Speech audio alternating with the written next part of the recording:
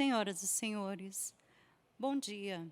Para continuarmos a programação, convidamos neste momento para a composição da mesa do terceiro painel deste seminário, Sua Excelência a Senhora Ministra Kátia Magalhães Arruda, do Tribunal Superior do Trabalho.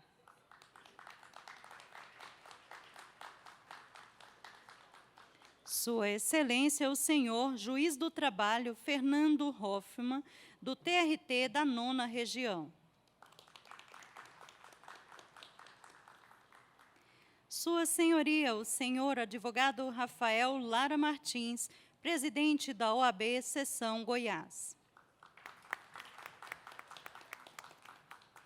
Sua Senhoria, o senhor Luiz Antônio Loureiro Travaim, servidor do TRT da 2ª Região.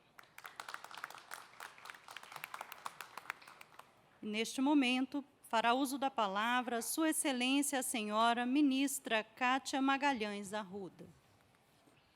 Bom dia a todas as pessoas presentes nesse auditório. Quero iniciar minha saudação mandando um abraço ao diretor da Inamate, o ministro Aloysio Corrêa da Veiga, que organizou esse evento, e, obviamente, agradecendo aos nossos palestrantes, né, deste painel, o doutor Fernando Hoffmann, doutor Rafael Lara, doutor Antônio Loureiro Travaim, Travaim, pela colaboração. É sempre muito importante discutirmos temas, novos temas, né, e cada vez mais no aperfeiçoamento da nossa jurisdição.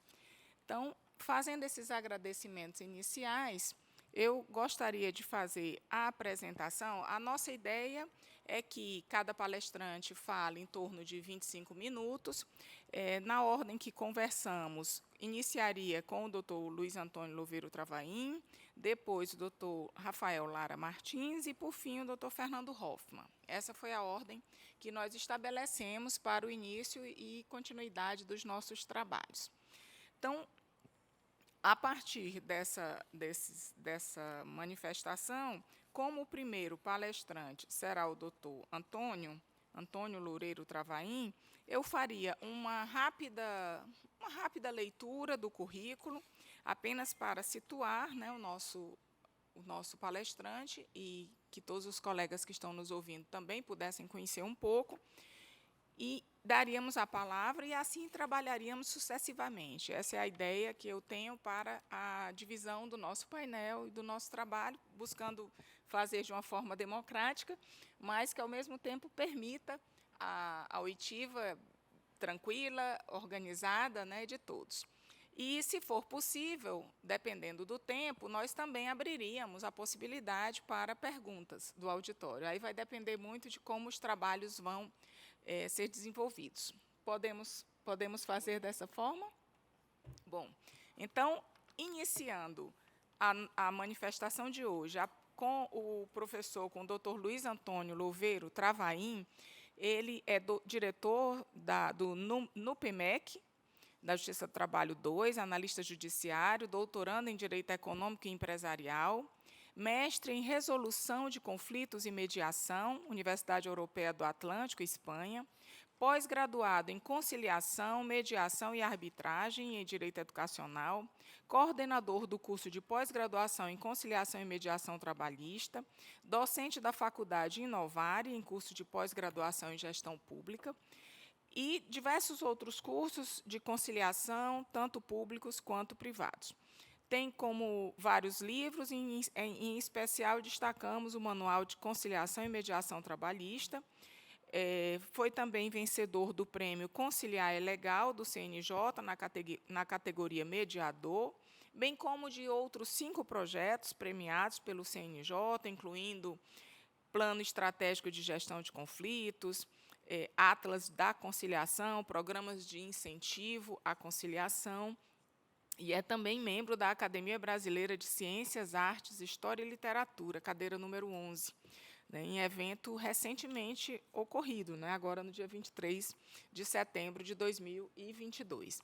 Então, com esse currículo grandioso, eu passo a palavra ao doutor Luiz Antônio Loureiro Travaim.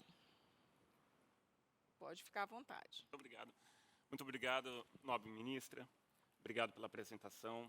Muito obrigado pelo convite. Eu cumprimento a mesa, todos os membros dessa mesa, em nome da nobre ministra, e também ao nobre ministro Aloísio, Dr. Platum, e também doutora Kathleen, que realizaram um convite para que eu pudesse participar. Eu, como servidor, participando aqui na Escola Nacional da Magistratura, que é, notoriamente, uma grande honra. Tá? Doutores, eu vou utilizar-me do púlpito. Tá? Bom dia a todos. Uma grande honra estar aqui presente com todos vocês, com a presença do nobre doutor Rogério Neiva também, um grande incentivador, um grande professor, que tive a honra de ter um grande aprendizado na dinâmica da política judiciária de tratamento adequado de conflitos, com quem pude participar por inúmeras vezes na constituição da minuta da Resolução 174, com o qual muitos de vocês também puderam ter a honra de participar. Tá? E, por falar em Resolução 174, de 2016, cumpre ressaltar que estamos completando, então, 6 anos dessa grande luta. Luta é um termo estranho para se utilizar quando se fala em cultura de conciliação, não é de cultura de paz. Mas eu vou utilizar esse termo, em que pese possa parecer estranho. Nessa grande luta, no desenvolvimento e constituição dessa cultura de paz, que é algo tão difícil. Tá? É muito difícil, e a gente acompanha no dia a dia tudo isso aí. Doutores, eu vou fazer a apresentação. Vamos lá. Eu vou trazer aqui como desafios que nós temos para desenvolver essa cultura de paz de uma maneira eficiente. Tá? Eu trabalho com a conciliação. Já eu vou falar uma coisa para os doutores. Eu trabalho com a conciliação desde 97, quando eu fazia estágio na PGE, onde eu era o estagiário lá de todos os casos que entrava lá na região de Bauru, onde é minha cidade, pertencente ao TRT-15. Mas veja só, meus caros, nesse desenvolvimento, então, da cultura de paz no âmbito da justiça do trabalho, esse grande divisor de águas que aconteceu a partir, principalmente, da Resolução 174. E depois vem acontecendo vários outros desenvolvimentos, tal qual a Resolução 288 de 2021, que nós podemos perceber esse grande avanço, também comprovado pelo número de sejusques que estão sendo instalados e inaugurados, tanto em primeiro grau quanto em segundo grau, e também em dissídios coletivos. É importante ressaltar também, doutores, que, puxando um pouco da nossa palestra anterior, né, com o Dr. Colin, é importante ressaltar que um dos maiores desafios que nós temos refere-se à tecnologia da informação. Tá? E eu vou concluir falando sobre esse assunto. Para quem gosta desse assunto, eu deixo a dica, eu tenho um livro, Resolução de Disputas Online, um projeto de futuro que trata da inteligência artificial, que dispõe sobre Justiça 4.0, que dispõe também de contratos inteligentes, e lembrando que esses temas já foram aprovados em 2020 como disciplina obrigatória para ingresso na magistratura, tamanho a importância. É o futuro, não tem como a gente fugir disso. Tá ok? Dr. Colin disse, com exímio acerto, tudo o que ele disse, eu assino embaixo. Tá? A e-negociação, a negociação automatizada, a e-mediação, a e-conciliação, o sistema de quarta parte, normativos internacionais que regem a ética no sistema de ODR e de RDO, né? Que trazem normativos com parâmetros que devem ser adotados. E eu defendo isso no meu livro, a adoção desses parâmetros no Brasil. Ao desenvolver a Justiça 4.0, devemos nos nortear com parâmetros que regem a dinâmica de resolução de conflitos no mundo.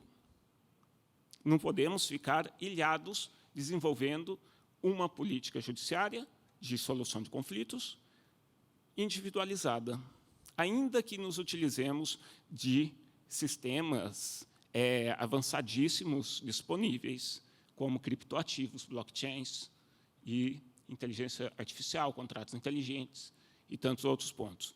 Então, falei da tecnologia, rapidamente, que parece ser a solução desse problema.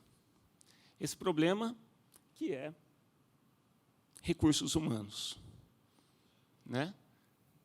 Quando a gente fala em recursos humanos, como gestor, porque eu atuo também no comitê gestor de priorização de primeiro grau, atuo como gestor, como membro do comitê de gestão estratégica e também em outros comitês do Tribunal Regional do Trabalho da 2ª Região. Quando nós falamos em recursos humanos, nós estamos diante de um dos maiores problemas e desafios da Justiça do Trabalho para conseguir fazer a Justiça do Trabalho a serviço da paz. É importante que não tenhamos um desenvolvimento de cultura de conflito dentro da instituição em que pese e pregue para terceiros, para o público, uma dinâmica de cultura de paz. Certo? Isso aí é muito próximo ao greenwash, né, lá da ESG, né, muito semelhante de você pegar uma chaminé poluidora, pinta ela de verde e diz que é do meio ambiente. A Justiça do Trabalho tem que ter um desenvolvimento no que diz respeito às políticas públicas de tratamento adequado de conflitos, com recursos humanos devidamente treinados para esse labor. E é isso que vem acontecendo. A ENAMAT, as escolas judiciais, vem desenvolvendo um excelente trabalho, notório trabalho, para dizer a verdade, como um pesquisador da cultura de paz e de resolução de conflitos, eu posso dizer com facilidade que vem sendo um dos melhores trabalhos realizados. Tá? Eu participo de um curso de pós-graduação em conciliação e mediação trabalhista, exclusivo para esse tema, e sempre analiso os quadros dos cursos de formação, as disciplinas elencadas, porque traz notoriamente os grandes avanços que estamos acompanhando. Então, meus caros, recursos humanos, de fato, tem sido um dos grandes problemas. Primeiro, ausência de servidores. Segundo, falta de funções comissionadas para alguns tribunais. Outros tribunais não dispõem de servidores. Então, esse talvez seja um dos maiores desafios agora, né? Assim, presencial.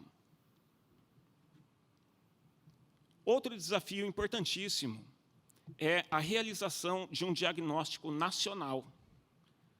Um diagnóstico. Quando a gente fala em conflitologia, quando nós falamos em conflitologia, nós temos a ideologia ali, a ideia de que precisamos realizar, no tratamento adequado do conflito ou da disputa, um efetivo diagnóstico.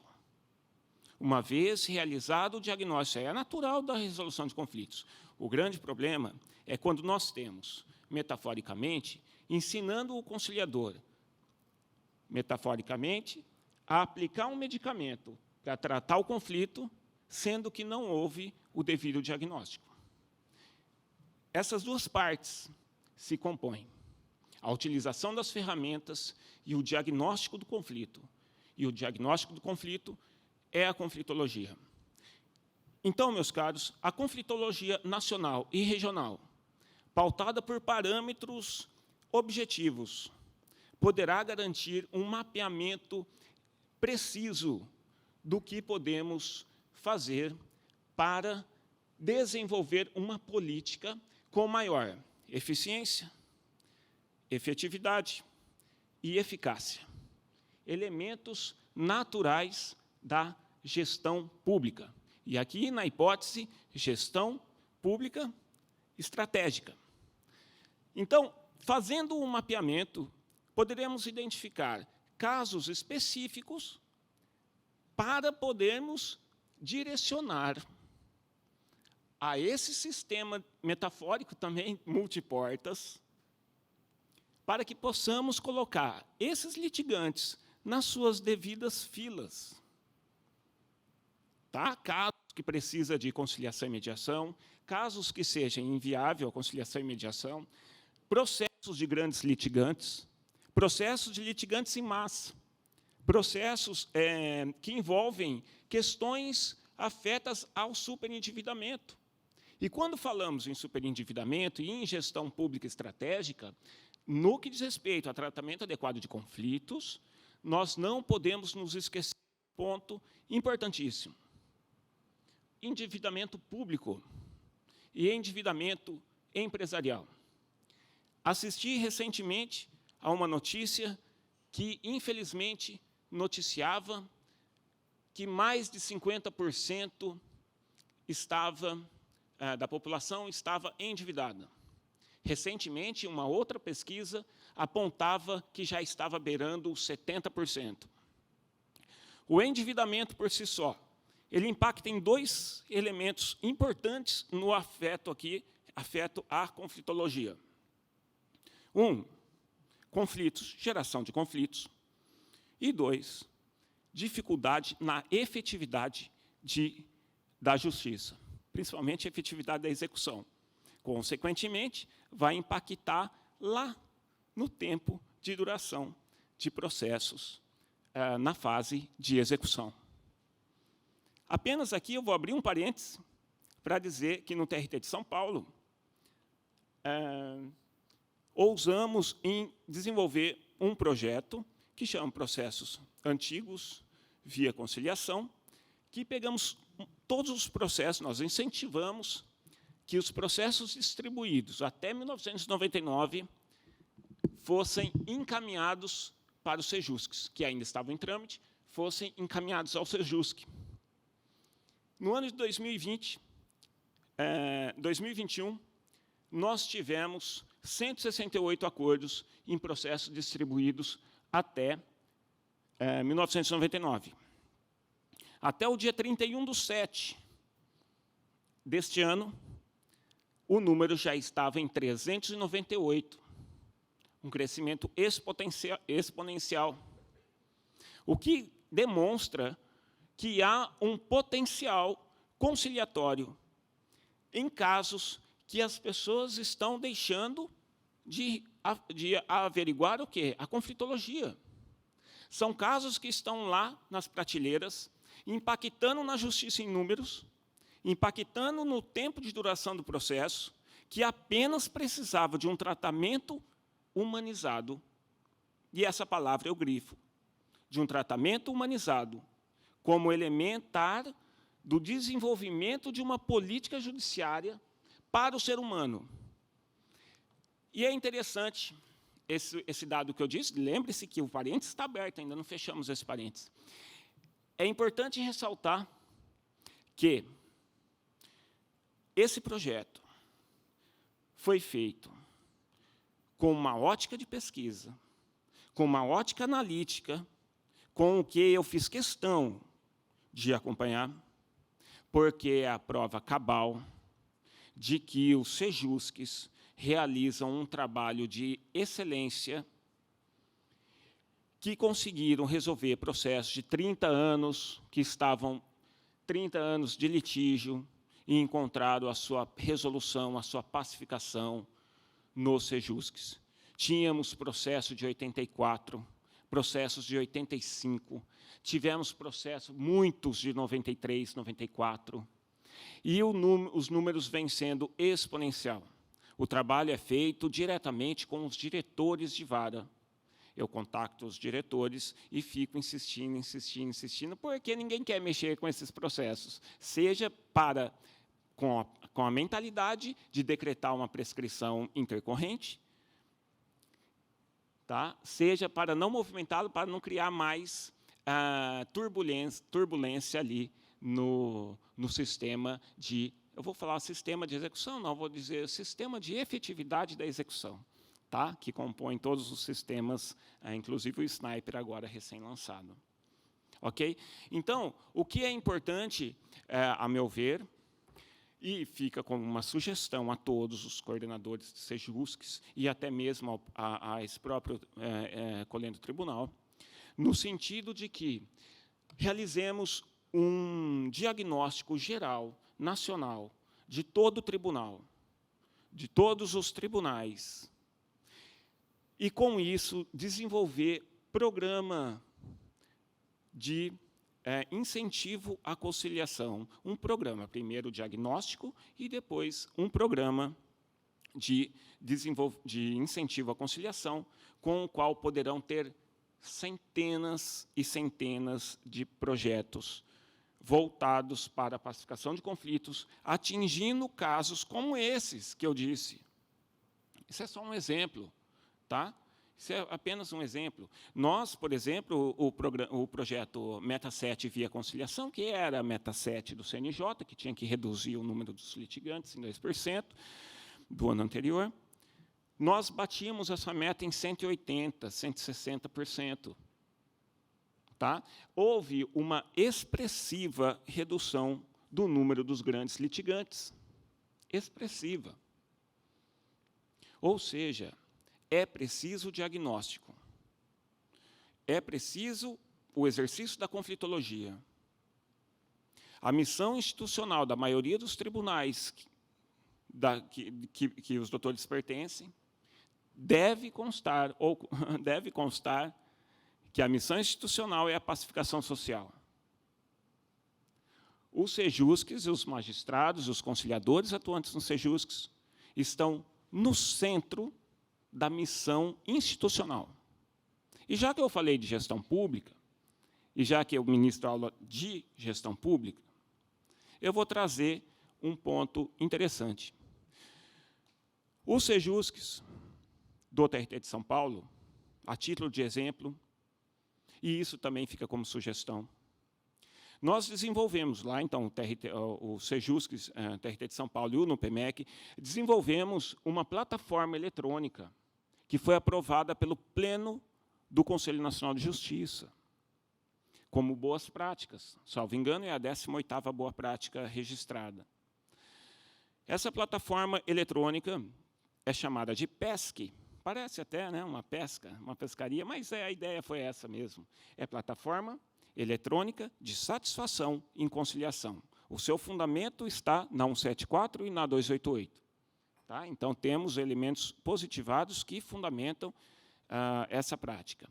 Além, logicamente, do incentivo à inovação e tudo mais que nós temos aí como objetivos. Então, essa plataforma, com um único clique, é possível auferir a qualidade da prestação de serviços realizados pelos conciliadores e pelos magistrados dos Sejuscs. E isso é muito importante, porque todos aqueles campos que estão preconizados na 174, até o ambiental, até as instalações, tudo consta nessa pesquisa.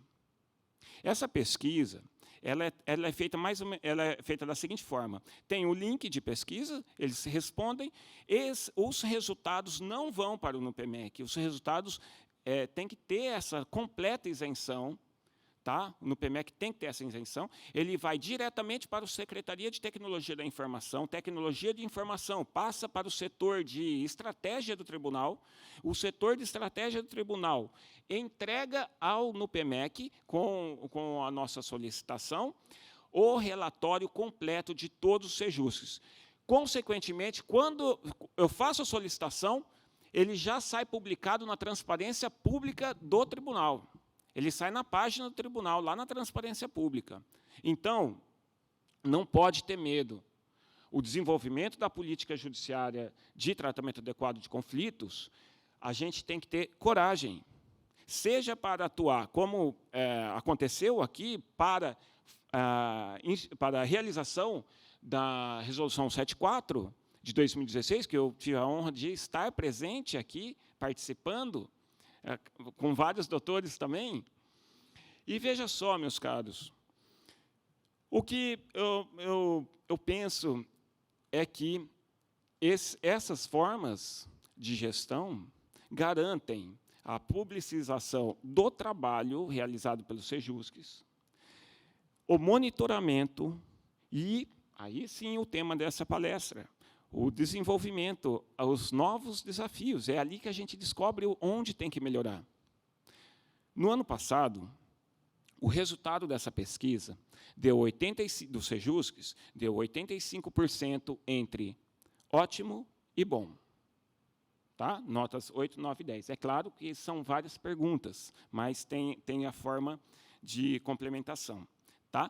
Então, vou passar para o próximo tópico. Atualmente deu 95%. Tá? A atual subiu para 95% entre ótimo e bom. Meus caros, aqui eu já falei tudo. Outras ponderações. Alguns pontos importantíssimos. Reclamação pré-processual. Necessidade de uniformização nacional. Apenas o preceito, artigo 12, da Resolução 288 de 2021, não se faz suficiente. É preciso que tenhamos uma regulamentação nacional. Sem desafiar o artigo 22, inciso 1 da Constituição Federal, é preciso que tenhamos mecanismos estratégicos para que seja possível uma regulamentação nacional do sistema RPP, seja na coleta de dados do PJE, seja no conteúdo que vai constar na petição inicial, para evitar, por exemplo, que haja o conteúdo da petição inicial, por exemplo, em RPP, que eu defendo no meu livro, por exemplo, e também é normativo, é baseado na tecnologia da informação, na PJE. Isso porque, ao fazer a distribuição, além do PJE captar os dados estatísticos relacionados ao tipo de demanda trazida ao judiciário, que aparece depois lá no relatório do CSJT, por exemplo, há também a necessidade de garantir a segurança aos magistrados e aos conciliadores atuantes nos Sejusques, para evitar que eles homologuem um processo que possa haver litispendência em outro processo, em outra jurisdição. Tá? Então, com aquilo, o juiz vai poder nortear ali o princípio da correlação, já na fase do pré-processual, para saber até onde vai chegar essa negociação e essa homologação, para não homologar um acordo que está subjúdice, de um caso, por exemplo, de uma lide, tá, que esteja subjúdice. Certo? Agora, outro ponto importante, que também consta como desafio, é a regulamentação do MED-ARB. Lá, o artigo 507A dispõe sobre a arbitragem na CLT, né, que adveio com a reforma administrativa. No entanto, é preciso que tenhamos uma regulamentação nacional da MED-ARB. Tá? Aqui eu volto até a história, lá para 1923 também, onde tínhamos lá a legislação, antes da Justiça do Trabalho, que preconizava o quê? Que não havendo a conciliação, partia-se para a arbitragem. Né? Então, o que eu penso é que há necessidade do 507 ser regulamentado em nível nacional, seja com a carta de arbitragem, meus amigos, é como se fosse um menu ali, com viabilidades do exercício da arbitragem, utilizando-se da força coativa do Poder Judiciário. Por exemplo, condução de testemunha, fase executória, ok? Então, são esses pontos que eu vejo como desafio para o Poder Judiciário. O MED-ARB é importantíssimo para se evitar que terceiros realizem a mediação fora do âmbito do Poder Judiciário, ou que realizem, mas, se for realizar, que seja feito mediante uma regulamentação adequada. O problema é termos um código de ética de mediadores judiciais e deixar em aberto sites que possam fazer conciliação, e basta vocês digitarem aí, vocês vão encontrar inúmeros sites fomentando a conciliação trabalhista nessas páginas. Né? Então, teria que ter a necessidade de uma regulamentação. Ali, outro ponto importante, só para concluir também, que é a resolução de disputas online. E aqui eu trago, complementando a palestra do nobre professor Colin, eu trago a ideia dos smart contracts, que é a tese minha de doutorado, que eu venho defendendo isso, resolução de disputas online, já trazendo smart contracts, contratos inteligentes, trazendo blockchains, trazendo criptoativos e trazendo criptomoedas. E não podemos ficar para trás nesse ponto, porque o real digital está vindo, e aí nós teremos mecanismos de execução muito mais eficientes, principalmente no princípio siga o dinheiro, ok? Porque ele é todo criptografado.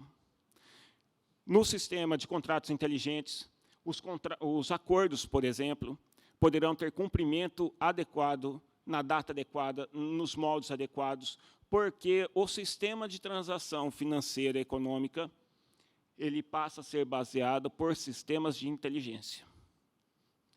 E, quando falamos em inteligência, não podemos nos esquecer do desenvolvimento das redes neurais artificiais, que é a tecnologia da informação, no seu mais alto grau, já aplicável à tecnologia quântica, com o que não poderemos nos afastar, seja pelo 5G, que advém, e também pela Web 3.0, Internet das Coisas, e que logo a gente vai poder fazer audiências, e também sugiro isso, fica a dica, de realização de audiências online de instrução com a utilização de câmeras 360 graus, tá? Onde viabiliza a participação em ambiente de realidade aumentada com os magistrados.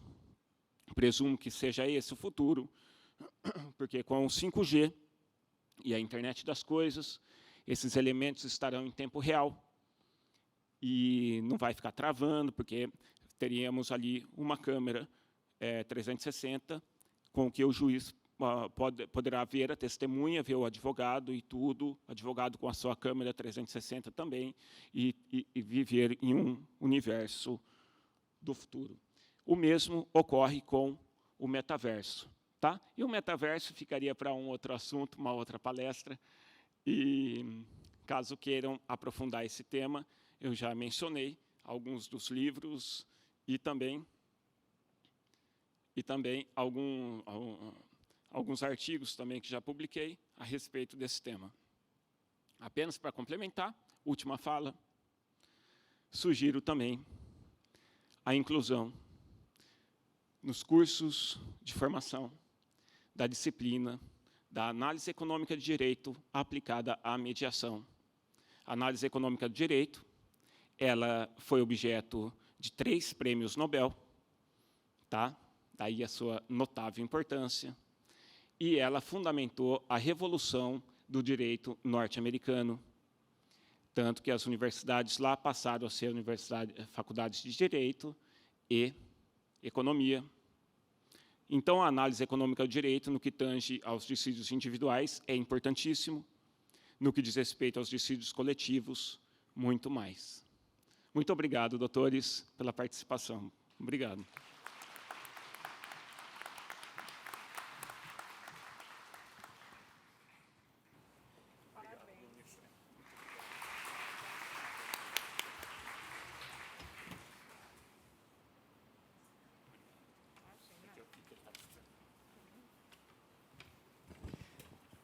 Bem, queria parabenizar, obviamente, o doutor Travaim. Acho interessante essa abordagem que parte da prática, né, também, de sabermos que existe alguém que está desenvolvendo o tema e como isso ocorre no mundo real, não ficar apenas no aspecto teórico, embora sem a teoria nós também não possamos exercer da melhor maneira a prática. Então, queria agradecer imensamente a exposição feita, e acho que esse painel realmente vai ser muito rico, porque nós temos um servidor, um advogado e um juiz. Né? Não, Isso que é mediação. Exatamente. Eu já posso julgar aqui também.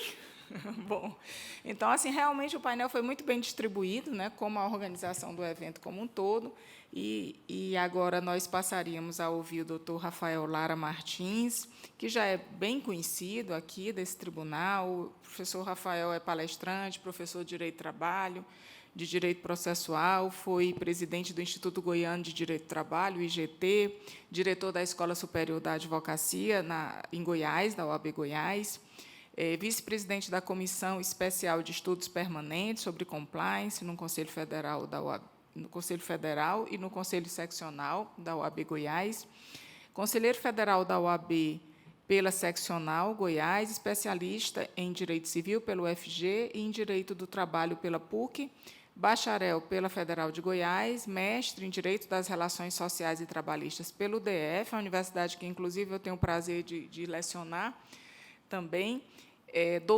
Está fazendo doutorado em Direitos Humanos pela Universidade Federal de Goiás e é presidente da OAB Seccional Goiás. Doutor Rafael Lara, será uma honra ouvi-lo.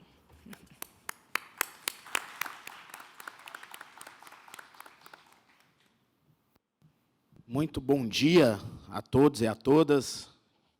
Excelentíssima ministra Kátia Arruda, Kátia, é sempre uma admiração e um farol, não só na academia, mas no Tribunal Superior do Trabalho, estarmos aqui num painel que é comandado, presidido por Vossa Excelência, é um privilégio, um prazer. Quero cumprimentar o doutor Fernando, o doutor Luiz, nossos companheiros aqui de painel, e cumprimentar todos e todas presentes aqui, especialmente os magistrados, na pessoa dos meus estimados colegas, amigos magistrados do Estado de Goiás, que aqui estão presentes. Eu faço aqui na pessoa do doutor Celso, doutora Narayana, do meu querido amigo Fabiano, e cumprimentar todos os advogados e advogadas presentes aqui, na pessoa da doutora Tássia, veio lá do Piauí, para poder estar aqui nessa manhã prestigiando esse evento da ENAMAT. E uma saudação especial ao doutor Técio, que eu acredito que seja, porque foi agora em julho, o mais recente desembargador vindo do 5º Constitucional da Advocacia de todo o país. Então, é um exemplo aqui perfeito desse momento de encontro da advocacia com a magistratura. Eu que sou um grande defensor do bom 5º Constitucional, da boa defesa do 5º Constitucional. Então, meus parabéns novamente. Tenho certeza que honrará, e esperamos com certeza que assim o seja, essa cadeira da advocacia no 5º Constitucional do seu Tribunal Regional do Trabalho no Piauí. Comentar também, ministro, nosso professor de todos nós, Sérgio Torres, é uma honra. E agradecer, por fim, o convite do doutor Platon.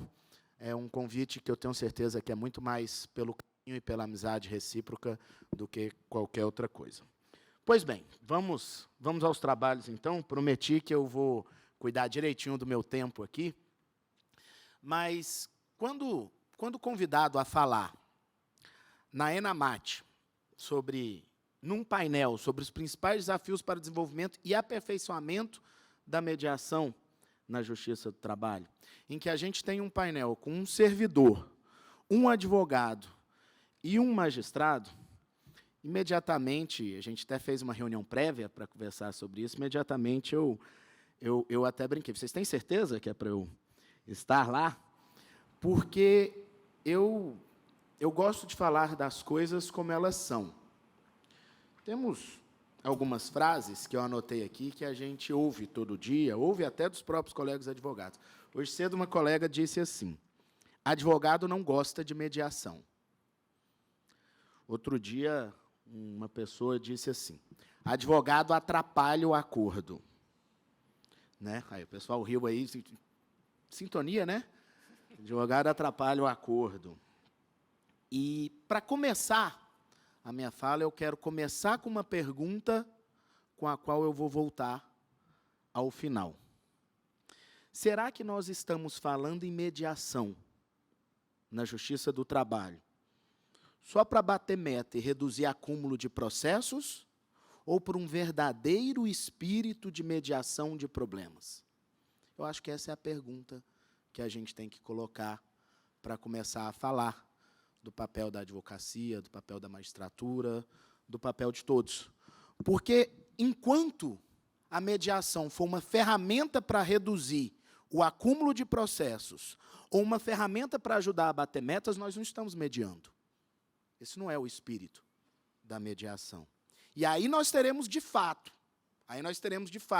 talvez a impressão de que alguém atrapalhe, de que seja um entrave, se gosta, se não gosta, porque aí sim a gente não está no espírito mediador. E é muito importante a gente enfrentar esse espírito mediador, porque, apesar da proximidade, a mediação e a conciliação são coisas diferentes, elas podem chegar no mesmo resultado, mas são coisas diferentes.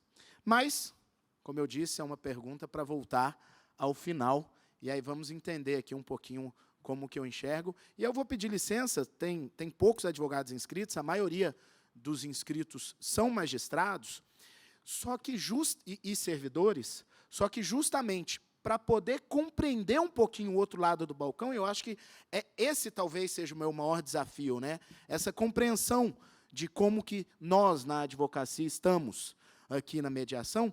Eu vou, no começo da minha fala, precisar um pouquinho explicar rapidamente sobre esse contexto da advocacia, porque compreender, né, as pessoas elas têm... O ditado mais curioso que existe é que a grama do vizinho é sempre mais verde do que a sua. Ontem, quando estávamos... Eu vou falar professor Singh, porque eu não ouso falar o primeiro nome dele, como acho que quase todos nós. Estávamos com ele e fizeram... Acho que foi até a Doroteia que fez uma brincadeira. Ele é advogado, ele é milionário, né, porque é o raciocínio. Foi o próprio Platão que fez a brincadeira. Ah, é verdade. Então, para a gente poder entender um pouquinho como é que está esse contexto, para que a gente possa enxergar o papel da advocacia. Em primeiro lugar, meus amigos, às vezes as pessoas não entendem quando eu falo isso sempre. Advogado tem lado. Advogado não chega em lugar nenhum para ser isento. E é assim que se espera que ele seja. A advocacia precisa ter lado. Então, não se pode esperar que o papel de mediação se confunda com o papel da advocacia. Mas se deve esperar que colabore. Porque atrapalhar também não é uma missão. Mas é claro que vai ter lado. A advocacia vai sempre estar representando um dos lados do polo. E é evidente que numa representação correta, verdadeira, ética, digna, de lado do exercício profissional, a todos que têm lado, tenta favorecer o seu cliente e o seu lado. Melhorar, de alguma forma, aquela solução para o seu cliente e para o seu lado. Então, ter expectativa que o papel da advocacia se eleve num patamar distante para olhar a mediação como uma grande ferramenta de que o mundo vai ser melhor, esquecendo-se de que o advogado tem lado, é um erro. O acerto é trabalhar a mediação sabendo que as partes têm lado, mas que, e aí vem o outro aspecto, apesar de ter lado, nós sabemos muito bem que as soluções dos conflitos e a busca de uma resolução, ela deve necessariamente passar por outras formas de alcançar os resultados. E alguns colegas advogados que tenho enxergam isso já conceitualmente há bastante tempo, outros tiveram necessidade de compreender isso e outros ainda estão num caminho de aprendizado com relação a isso. Assim como eu tenho certeza que toda a magistratura também tem esses degraus de aprendizado. Mas, para se entender isso, é importante a gente entender o panorama atual da advocacia. Nós temos 1.301.356 advogados inscritos na OAB hoje. São mais de 160 cursos de direito, em torno de 300 mil vagas. 160 não, desculpa, 1.600 cursos de direito no país. O volume de advogados chegando a todo momento no mercado de trabalho é surreal. Por quê? Por causa de uma explosão de cursos de direito, começando ali entre 2005 e 2010, e a partir de 2005 e 2010, a curva de crescimento, eu até tinha trazido um gráfico, mas eu ia ficar com slides demais e não ia dar certo no meu tempo.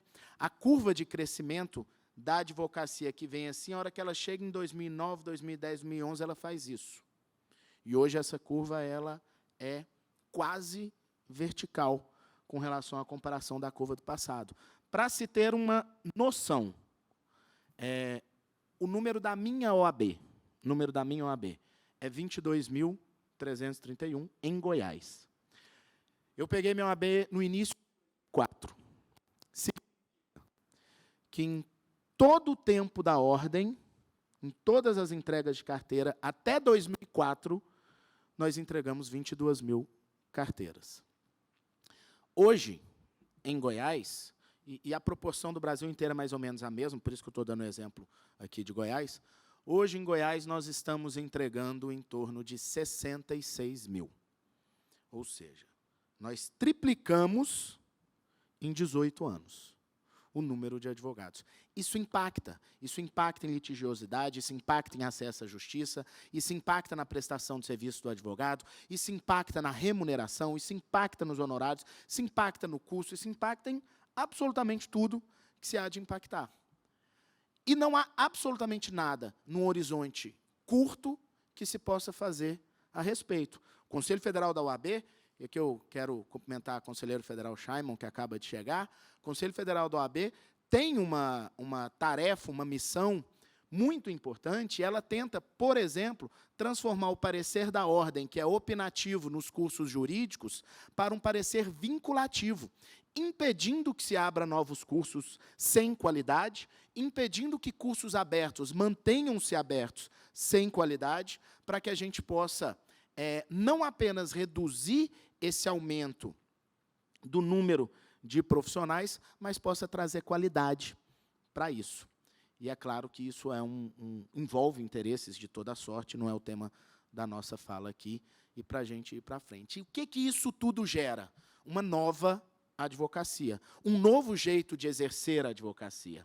E esse novo jeito de exercer a advocacia é justamente na busca das soluções e que tem na mediação, uma das grandes ferramentas, e que a gente precisa se acostumar. Eu falo aos advogados, meus colegas advogados recebem um cliente, seja um reclamante ou seja reclamado aqui no contexto que a gente está, e imediatamente ele está pensando na petição inicial e na defesa. Ele não está pensando na conciliação, na mediação, na solução.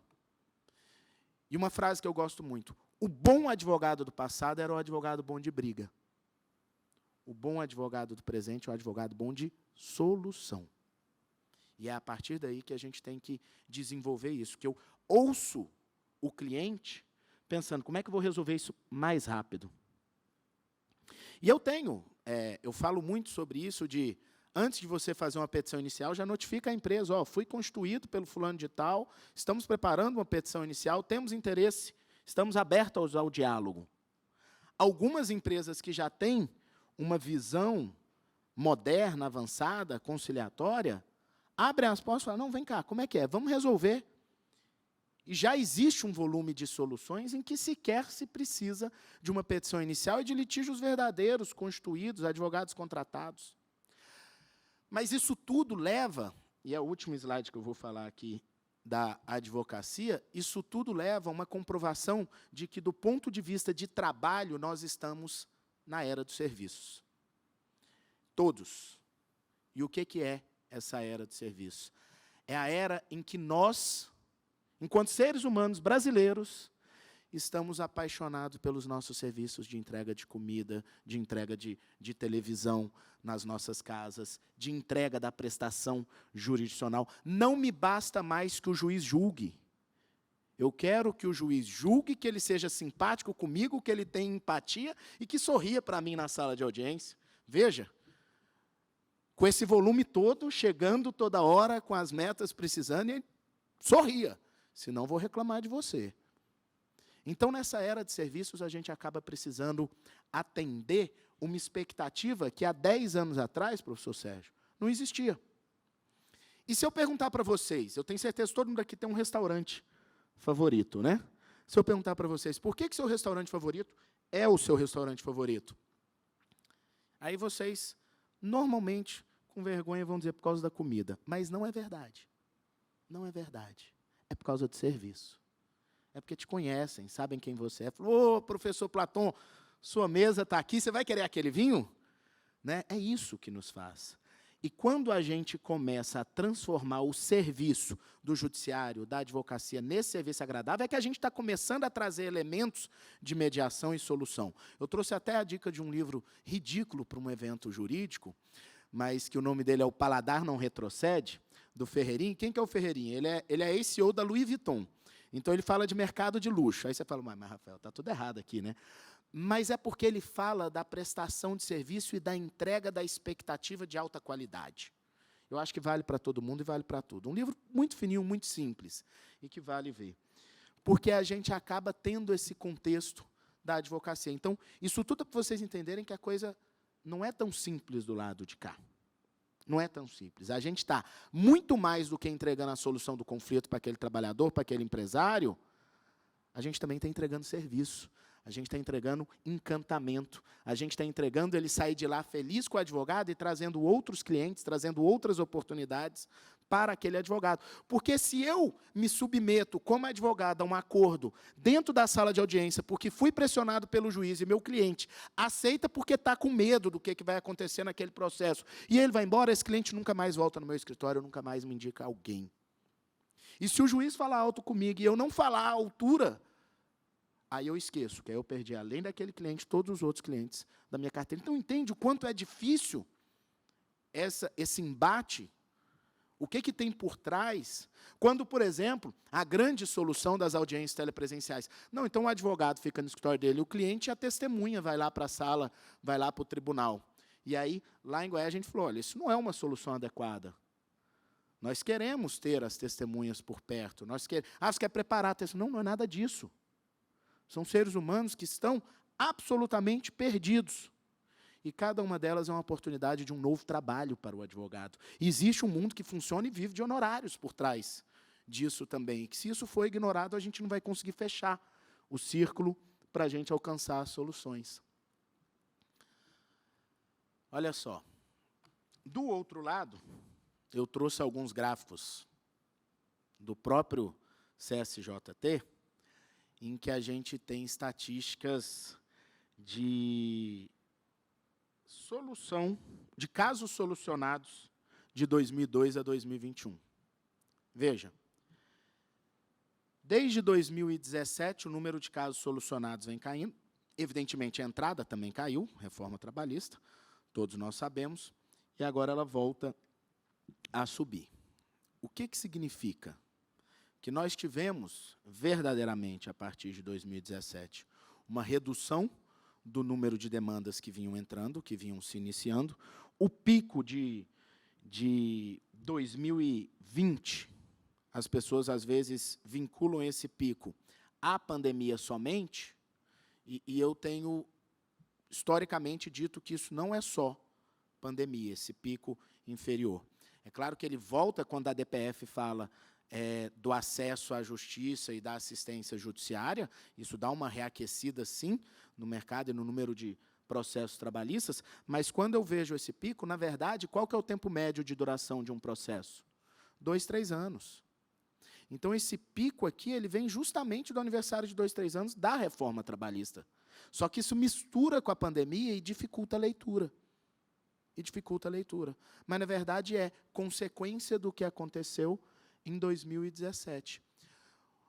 As conciliações estão caindo. Olha o gráfico das conciliações. A gente percebe, da mesma forma, desde 2014, o gráfico é só reduzindo. Em 2017, ele acentua, chega no auge ali de 2019, e 2019 para cima, ele cresce. Por que ele volta a crescer? Porque ninguém tem perspectiva de solução de processo na pandemia e fala, vamos acabar com isso aqui num acordo. A verdade é essa, não é um resgate. É que os advogados falam entre si, cara, não vai ter audiência nunca mais, vamos conciliar isso aqui. Estou falando 2020, naquele momento. E aí os acordos começam a ser reaquecidos.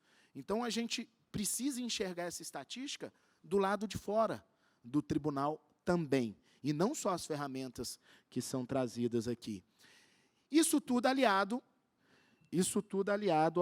ao tempo médio de duração dos processos, repito, informações todas da Justiça do Trabalho, em que eu tenho uma média entre o ajuizamento e a primeira audiência de 4 meses, é o que está escrito ali naquele gráfico lá de cima, até o encerramento da instrução, uma média de 8 meses e meio, e até a prolação da sentença, dentro dessa média de mais 8 meses. É uma média, né? Nós temos os tribunais que variam muito dentro disso. É uma informação aqui oficial. Só que aí eu tenho um tempo de execução de 4 anos, 4 meses e 27 dias de média para o encerramento do processo.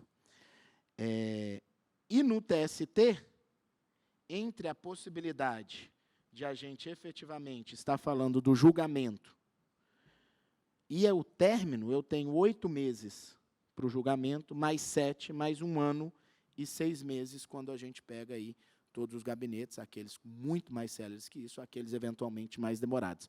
E o que isso significa? E aí eu preciso lembrar a gente que a Justiça do Trabalho não é a justiça do trabalhador. E eu nem vou ficar falando que a Justiça do Trabalho, empregador, também não é disso, não. A Justiça do Trabalho é a justiça do desempregado. A Justiça do Trabalho é a justiça do desempregado. É a justiça de quem está com fome. É a justiça de quem precisa daquele dinheiro, muitas vezes, para daqui a um mês, para comer. E é claro que existe um percentual, até significativo, de ações que não passam pela necessidade alimentar e que não tem problema esperar 2, 3, 4, 5 anos para essa solução. Mas eu diria que 80% dos casos da Justiça do Trabalho são demandas que as pessoas realmente estão precisando daquele dinheiro para comer. E aí, a experiência que a gente tem da advocacia é, se a gente deixar passar das 2 primeiras audiências, a conciliação e a instrução, e se nesse meio do caminho aquele trabalhador arrumar um novo emprego, a sua chance de conseguir resolver o processo numa conciliação reduz bastante. Porque a grande verdade é que a maior parte das conciliações são feitas pela necessidade econômica do trabalhador. Necessidade econômica do trabalhador. E esse é o contexto. E esses são elementos que tem que trazer para a mesa para quando a gente vai falar em mediação. E aí eu pergunto, a lei ajuda? A lei incentiva a mediação? Eu vinha discutindo com o professor Platão, debatendo com o professor Platão sobre isso. Nós temos uma lei tímida em que fala, finalmente, em 2019, tudo bem, a gente deixa vocês fazerem acordo fora dos muros da Justiça do Trabalho. Mas tragam para cá. Tragam para cá, e o 855 fala. Mas cada um tem que ter um advogado. Isso é um desincentivo à mediação. Isso é um desincentivo à mediação.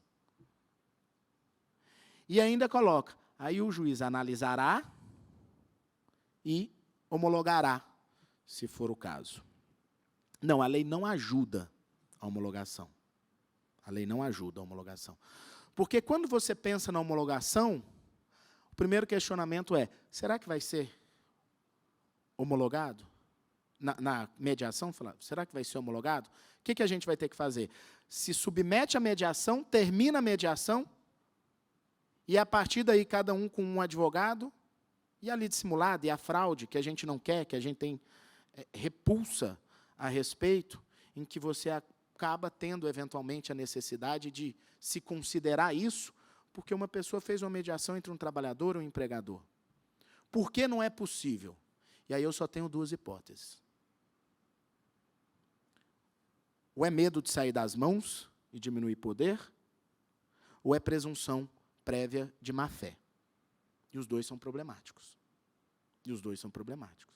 A presunção prévia de má-fé, ela é problemática.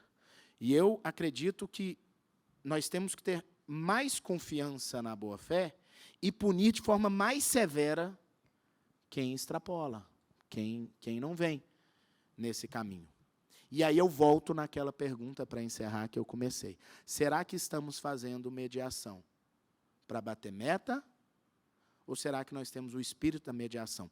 E aí eu tenho uma visão muito fácil, doutor Fernando, de a gente saber aonde a mediação está sendo aplicada. São só nos processos? Ou em todos os conflitos existentes aqui? E aí eu quero compartilhar com vocês uma experiência que a gente está tendo agora há menos de um ano no Tribunal de Justiça de Goiás, no TJGO. No TJGO criou-se uma unidade de mediação, e eu esqueci o que significa a letra A. E sabe o que significa ela? A OAB, a advocacia, apresenta um problema específico com o magistrado de uma determinada comarca. Quem nunca, né? E, no lugar de instaurar um processo, questionar, oficiar, processo para apurar se existe falta, o que o tribunal faz? Estabelece convoca o magistrado para uma audiência de mediação na corregedoria do tribunal, traz a advocacia para essa mesma audiência, senta todo mundo, o magistrado devidamente acompanhado pelo advogado da associação, senta todo mundo e fala, qual que é o problema? O problema é que você não está permitindo, por exemplo, que o advogado levante o alvará em nome do seu cliente. E aí a gente está com esse problema, aí tem que fazer mandado de segurança, aquela história. Não, mas eu não deixo porque eu acho que está tendo fraude lá no repasse dos valores dos clientes, etc. Então, vamos estabelecer... você falou que eu tenho 5 minutos, mas eu acho que eu tenho até menos, tá? Porque eu estou controlando o tempo aqui, mas tudo bem, acabei de ganhar um extra time aqui. Mas vamos lá estabelecer uma forma de a gente resolver isso. Vamos estabelecer um canal direto de denúncia para as fraudes que eventualmente existirem, com um compromisso de apuração e etc., mas vamos parar de pedir alvará proibindo o advogado, ou exigindo que o advogado junte seu contrato, interferindo na relação. E a gente sai da audiência de mediação conciliado. Isso tem acontecido. Em 10 meses de presidência de OAB, nós não fizemos uma única representação de um magistrado no estado de Goiás. Já fizemos 4 audiências de mediação, uma delas durou 3 horas e meia, e todos os acordos vêm sendo cumpridos pelo magistrado e pela advocacia, porque existe ali também sempre uma outra visão, um outro lado, não é simplesmente estabelecer isso. Isso é um exemplo perfeito, doutor Fernando, de um espírito de mediação em que a gente não está pensando só nos processos, está pensando em todos os conflitos, eventualmente, existentes. E a gente, quando vem com a oportunidade de falar de espírito de mediação, eu acho que a gente tem que abrir o leque e tem que dar exemplo, porque é isso que efetivamente vai nos fazer bons mediadores, boas ferramentas para soluções de conflitos, que eu acho que, no final, não somos nós, advogados, ou magistrados, ou servidores, que vamos alcançar essa solução. É a sociedade. Porque, no final, é isso, é entregar a cada um o direito que ele acredita que tem, se ele, eventualmente, tiver buscando ali a solução. Seja, eventualmente, na boa briga. Brinquei ontem com o professor Sérgio Torres que, para ser o bom advogado, que é bom de solução de conflito, às vezes você precisa começar uma briga boa para conseguir chegar na solução do conflito. Mas seja na solução do conflito por meio da mediação, finalizando o processo com a conciliação, ou seja, efetivamente, a gente esperando um resultado final da decisão judicial. Mas, é claro, quanto mais formas alternativas de solução desse conflito, quanto mais incentivado, quanto mais transparente, quanto mais inclusivo, quanto mais permissivo, mais a gente vai ver o resultado disso. E eu deixo aí para vocês uma frase para finalizar, que humildade é estar certo de que você nunca sabe tudo, sempre pode aprender e crescer. Eu acho que é isso que a gente está fazendo juntos aqui nessa manhã. Muito obrigado.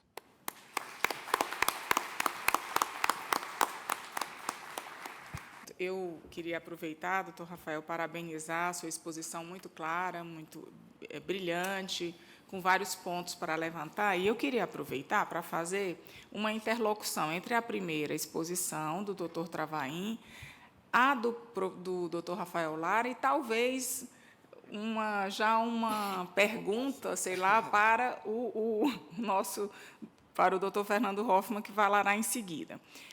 O doutor Travaim ele falou em políticas judiciárias de solução de conflitos e explicitou que essas políticas elas precisam espelhar o que existe no mundo, precisam espelhar a modernidade, né? E eu fiquei com aquele questionamento. Obviamente que isso tem que ocorrer, mas nós não podemos perder as peculiaridades do país que nós vivemos. Então, eu acho que esse é um questionamento que eu me fiz no decorrer. Porque a tecnologia que existe nos Estados Unidos não é a mesma que existe no Brasil, ou, se é, as pessoas não têm o mesmo acesso. Nós temos um país em que 90% da população brasileira ganha até 5 salários mínimos. Então, eu acho que isso é uma coisa que, ao analisar a tecnologia, nós temos sempre que fazer o parâmetro entre a tecnologia, mas e o acesso? Quem tem acesso a essa tecnologia? Quem é o nosso trabalhador? O nosso trabalhador não é o mesmo trabalhador da Inglaterra, dos Estados Unidos, né? Ele tem peculiaridades, porque nós vivemos em um país subdesenvolvido e em que a fome e a miséria está graçando em todas as suas formas. Então, eu fiquei com essa dúvida. Em seguida, ou seja, qualquer técnica, a melhor possível, ela tem que ser uma ferramenta para alcançar objetivos, mas ela tem que saber quem nós somos, né? Qual é a nossa realidade. E aí o professor Rafael Lara, já em continuidade, ele fez a pergunta: a mediação ela existe como redutor de processos, o objetivo dela é reduzir processos, ou, de fato, é reduzir conflitos, e conflitos não apenas processuais, mas conflitos que possam repercutir enquanto conflitos sociais. Então, eu acho que uma pergunta faria ponte com a outra, não bem uma pergunta, né, mas a explanação ela faz ponte com a outra.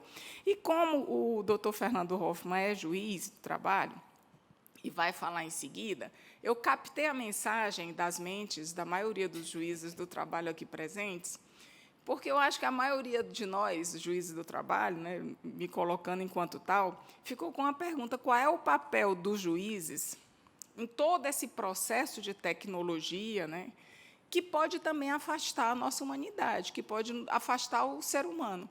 Uma pessoa extremamente pobre, que tem acesso à justiça do trabalho e que não consiga conviver com todos esses mecanismos. Então, eu acho que a gente precisa conversar uma linguagem que seja importante, claro, do aspecto tecnológico, seja moderno, mas que também reflita a nossa realidade social, que é uma realidade de pobreza grande, de trabalhadores com pouco acesso à educação, à tecnologia e ao desenvolvimento.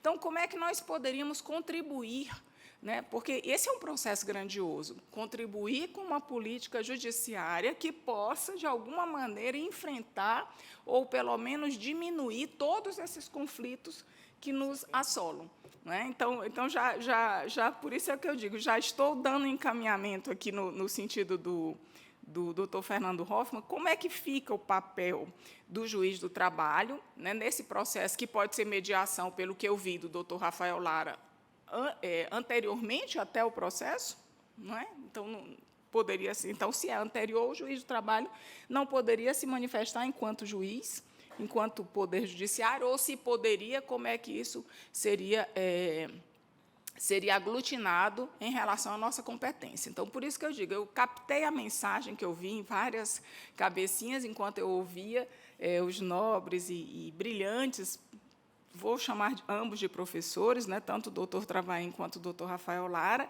e já nos preparando, então, para ouvir o doutor Fernando Hoffmann. O doutor Fernando Hoffmann, que é formado em Direito pela Federal do Paraná, exerce magistratura há mais de 25 anos no TRT daquele estado, atuou como auxiliar da presidência e da corregedoria, é especialista e mestre pelas Faculdades de Direito de Coimbra e da Universidade Federal do Paraná, professor e instrutor de cursos de pós-graduação em Direito e de formação em Mediação, Conciliação e Negociação. Também tem uma atuação de estudos e de pesquisa a nível internacional, mediou dezenas de casos judiciais e administrativos em Los Angeles, ou acompanhou esses mediadores e cursos e facilitações de conflitos, como na parte de mediação e ombudsman da ONU, em Nova York. né, e atualmente atua como juiz do trabalho da 22ª Vara de Curitiba e como juiz supervisor do Núcleo de Justiça 4.0 do TRT Paraná e coordenador do SEJUSC de Curitiba. Então, será um prazer ouvi-lo. Por favor, doutor Fernando Hoffmann, tem a palavra.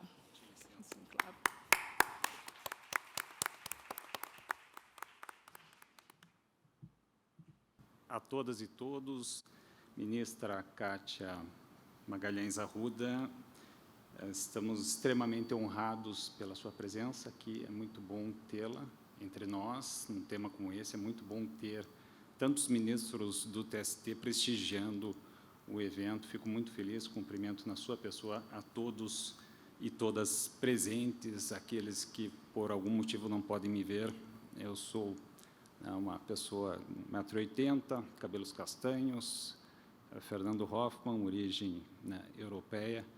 Então, sejam muito bem-vindas e muito bem-vindos.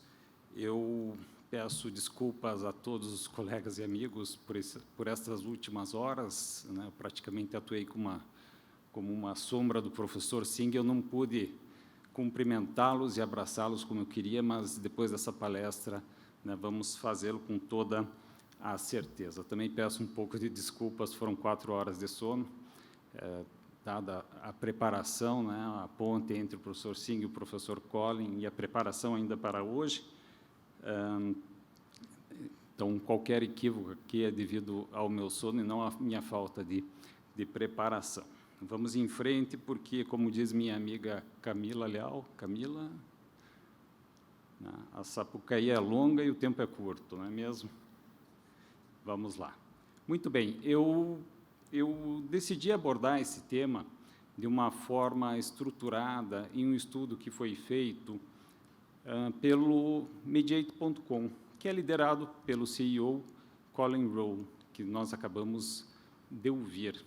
E, em 2000, 40 cabeças pensantes no mundo da mediação trabalharam arduamente para tentar identificar quais são as 7 chaves para desbloquear a era de ouro da mediação. Então, eu fiz a minha análise a partir dali. O primeiro desafio que enfrentei foi tentar catalogar quais seriam os desafios, e nós já vimos vários deles, com o doutor Travaim, doutor Rafael. E esses 4 desafios, não se preocupem, talvez vocês não consigam enxergar, mas o material ficará disponível depois para consulta. Os 7 desafios que nós teríamos estão ali, a liderança, dados, nós teríamos também a questão da educação, a profissão, a tecnologia, governo e o uso da mediação. Evidentemente que esse estudo foi feito para uma realidade mundial e eu vou tentar abordá-lo adaptando a nossa realidade, ministra Kátia, tentando trazer para a justiça do trabalho, o mundo do trabalho, capital com trabalho, o conflito que nós temos aqui no Brasil. Então, eu gostaria de fazer um convite a vocês nesse momento para que nós pensemos em uma realidade alternada. E para que nós façamos isso, nós temos que pensar, não sozinhos, nós temos que pensar em grupo. Não adianta eu querer convencer apenas um de vocês, nós temos que fazer esse trabalho conjuntamente, como nós temos Yuval Harari defendendo. Essa ordem alternativa imaginada deve ser fruto de uma construção coletiva que envolva todos os atores, juízes, servidores, advogados, sindicalistas, empresários e demais participantes, como bem frisou o professor Singh ontem, quando ele falou em stakeholders. Então, eu gostaria de começar falando com vocês um pouquinho sobre a liderança. Nós, mediadores, nós somos líderes, não só no processo de mediação, nós somos responsáveis por conduzir o processo, mas não somos responsáveis pelo resultado, nós não controlamos o resultado. Agora, nós temos que pensar quem nós somos, qual é a nossa missão, o que nós podemos fazer para que a mediação realmente ganhe força e exerça toda a sua potencialidade, que não é reduzir estoque, não é reduzir acervo, é trazer justiça construída pelos próprios envolvidos. A justiça construída a partir da sua perspectiva do conflito, e não da perspectiva de um terceiro. Nós, juízes, somos generalistas, muito embora a Justiça do Trabalho seja especializada, nós teremos dificuldades no setor dos aeronautas, dos aeroviários, transportadores, porque nós temos que saber de tudo o tempo inteiro e a legislação muda de uma forma incessante. Então, nós precisamos realmente atuar como verdadeiros líderes. Quando nós fazemos uma declaração de abertura, numa sessão de mediação, nós estamos propagando a política pública adotada pelo CSJT. Não é porque eu, a Doroteia, gostamos do tema, é porque isso se trata de uma política. E nós estamos seguindo exatamente essa política.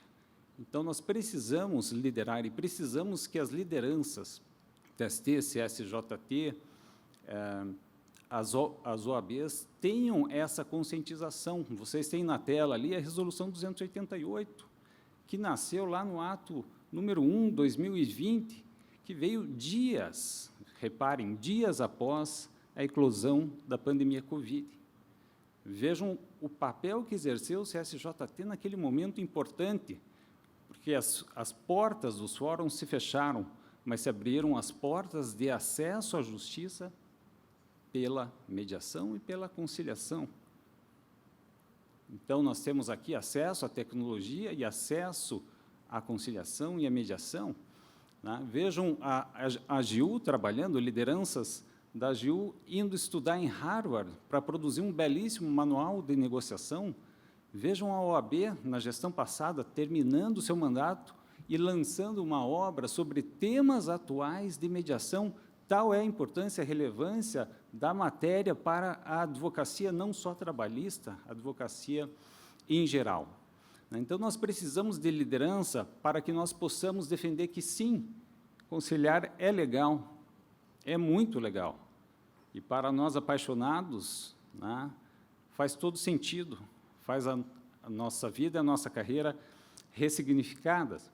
E nós precisamos pensar nisso, porque eu já cheguei a ouvir falar que conciliar é legal, mas executar é mais legal ainda. E a pergunta que eu vou fazer é, será? E já vamos falar sobre alguns dados. Então, percebam aqui que, quando nós estamos falando em mediação, nós estamos, talvez, tratando de uma árvore de toda a floresta. Nós tivemos recentemente, em 2016, 2017, a terceira conferência Pound, que gerou o chamado Relatório de Singapura.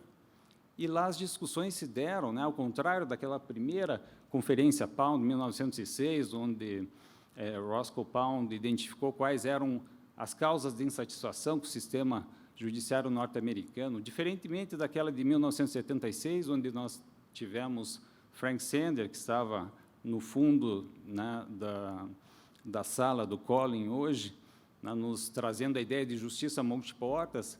Nessa terceira conferência, nós temos a rediscussão, qual é a missão, o que as partes querem, o que elas precisam, o que elas buscam em um sistema de resolução de disputas. Por isso, nós precisamos cuidar e muito da liderança, porque dela depende o futuro da mediação e de outros meios alternativos ou adequados de resolução de conflitos. Qual é o papel do TST? Qual é o papel do CSJT?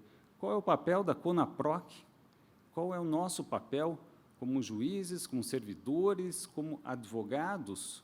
Porque nós fazemos, doutor Rafael, parte do mesmo sistema de justiça. Nós não existiríamos se por trás disso tudo não houvesse um conflito entre o capital e o trabalho. Então, antes de pensar em nós mesmos, juízes e advogados, nós temos que pensar no jurisdicionado. E eu nem diria no jurisdicionado, eu diria no cidadão, naquela pessoa física humana que existe por trás de todo o conflito. Além da liderança, nós precisaríamos também tratar de dados. O doutor Travain aqui nos trouxe belíssimos dados relacionados à pesquisa feita no TRT2, e eu vou trazer alguns só para que os senhores se sintam instigados pelo tema. O CSJT fez recentemente uma pesquisa perguntando a mais de 1.000 advogados juízes, sindicalistas, empresários, procuradores do trabalho, se a Justiça do Trabalho deveria continuar buscando uma política de conciliação. Vejam só o resultado. 94% entendem que nós precisamos seguir adiante com essa política. Então, isso não é algo meu, não é algo nosso, estamos aqui com os convertidos, com os adeptos de mediação, isso é algo que o nosso público-alvo deseja, percebam. E nós temos muito a crescer, nós estamos já com vários cursos de formação, mas percebam que há muito a fazer. Na tela vocês têm juízes respondendo se eles consideram que estariam satisfeitos com o seu grau de desempenho nas mediações. 2/3 deles se encontram satisfeitos, 1/3 se encontra muito satisfeito. Então, nós precisamos ainda evoluir, né, porque há muito a ser feito. Nós temos feito cursos de mediação para trazer a ideia de que a mediação ela não deve ser pensada como uma forma de reduzir o nosso estoque. Nós não queremos isso, nós não queremos resolver processo. E eu desafio a qualquer um entrar em qualquer curso de formação que uma escola judicial tenha feito e encontrar que ali se afirmou que nós temos essa finalidade. A nossa finalidade é justamente outra, é praticar uma mediação de excelência, e esses cursos têm sido muito bem recebidos, e nós não temos dados para medir a satisfação e, principalmente, a transformação que eles vêm causando no nosso dia a dia. Muito embora nós tenhamos diversos relatos, diversos depoimentos, inclusive gravados, de que magistrados e servidores que por eles passaram conseguiram exercer uma mediação de qualidade, uma mediação de excelência. Aqui está o caso da EJUDE 9, que eu tive a felicidade de coordenar o curso, mas Platão está aqui e não me deixa mentir, a satisfação do curso nacional nas suas 2 edições é extremamente alta, tendo eu ouvido de um colega ontem, né, que um desses cursos teria sido o melhor curso que ele já fez em toda a sua vida. Então, nós precisamos trabalhar esses dados. Depois vocês poderão checar nesse QR Code que eu estou passando na tela, também o trabalho que, veja só, Dr. Rafael, a ABA norte-americana, que envolve, uma associação que envolve os advogados, fez com 47 estudos empíricos, consultando partes e advogados sobre o que eles queriam, o que eles imaginavam e o que eles diagnosticavam nas mediações. Embora a gente não consiga ler ali na tela, né, nós precisamos saber exatamente quais técnicas funcionam, nós precisamos saber o que nós podemos fazer para melhorar a nossa prestação de serviço. Qual técnica funciona mais no início de uma mediação, durante uma mediação ou ao final desta mediação? Isso é estudado, isso é ciência. Mediação é uma arte? Sim, mas não é só isso, é uma ciência que nós precisamos desenvolver e nós somos felizes porque estamos engatinhando ainda nesses estudos, embora nós tenhamos expoentes, né, já desenvolvendo pesquisas seríssimas que eu vou mencionar um pouquinho mais adiante. Nós precisamos saber que 50% dos casos solucionados na Justiça do Trabalho são resolvidos por acordo. E aqui eu faço uma pergunta, e já fiz isso anteriormente, né? Se 50% do que a gente resolve de caso trabalhista é acordo, por que nós não investimos mais em informação? E é isso que nós estamos fazendo. Nós estamos vendo ali uma curva, doutor Rafael, também fui buscar no site do CSJT, alguns dados, né, porque às vezes não adianta só nós falarmos, os dados gritam por nós. E ali vocês já podem observar que depois de uma queda, especialmente ali logo após a reforma trabalhista e durante a pandemia, nós já estamos retomando os níveis anteriores de conciliação. Nós estávamos em 2021 com 46% aproximadamente. Então, percebam, né, que nós temos essa taxa de crescimento contínuo e nós temos que estudar dados, né? Esse é o desafio que eu proponho a todos nós aqui. Por que nós temos uma taxa de 56% de sucesso em procedimento sumaríssimo e de 40% em rito ordinário. Por que os tribunais de médio e grande porte conciliam 10% a mais no procedimento sumaríssimo do que os tribunais de pequeno porte? Por que há disparidade entre tribunais do mesmo porte? Nós não sabemos ainda, embora a expressão econômica da causa possa ser um desses indicadores. Então, nós temos que, efetivamente, estudar isso. E veja só, doutor Rafael, como é importante saber, né, como é importante dominar negociação, mediação e os seus efeitos, porque quando o doutor Eliáser, que está aqui, desembargador, coordenador no PMEC, me convidou para falar para 100 diretores de várias secretarias, né, eu me senti ótimo, parecia que eu iria saltar de paraquedas de um avião para falar sobre conciliação para diretores, e aí nosso amigo Luciano Coelho, coordenador da escola, me disse que eu teria que falar sobre conciliação e gestão. E aí eu me senti sem o paraquedas, né, pulando só. Mas eu fui atrás de dados, para que eles pudessem gritar por mim. E o que nós encontramos lá no Paraná, num estudo feito? Vejam só, 90% dos acordos são cumpridos espontaneamente. Isso é bom para o cidadão, isso é bom para o advogado, que não terá, doutor Rafael, que passar por aqueles 4 anos de execução, né? E isso é bom para a justiça, o sistema de justiça, porque nós não usamos mediação para reduzir estoque, nós usamos mediação para resolver a vida das pessoas e, olha só, felizmente, ela ajuda a nossa vida também, porque nós vamos ter mais tempo para lidar com os processos não conciliados. Então, percebam como o estudo de dados é um desafio muito grande, que a gente pode e tem tudo, né, tem tudo para vencer. Nesse mesmo estudo que eu fiz lá, nós fomos apurar se uma suspeita era verdadeira. A nossa hipótese era a seguinte: será que as varas que mais conciliam recebem menos petições? E ali, nesse quadro que vocês não conseguem enxergar, só o pessoal que está no Zoom consegue, vocês vão observar que nós tivemos uma certa dificuldade no início, mas depois, isolando as varas de Curitiba, que mais conciliaram no ano 2018, nós chegamos à conclusão que as 10 primeiras melhores colocadas recebiam menos do que a média, né, menos do que 100%.